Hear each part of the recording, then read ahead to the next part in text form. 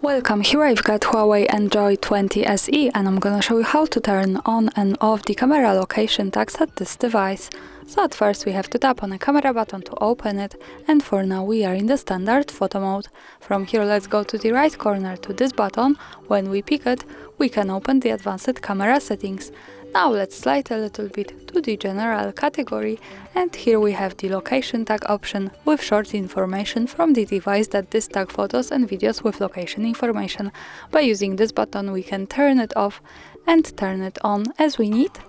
And here also the important thing is that to make it work correctly, when we want to save the actual location of our photo, we have to be connected with the internet, for example with the Wi-Fi or the mobile data, and we have to turn on the location of this device. So remember about these two parameters, the location and internet, to make it work.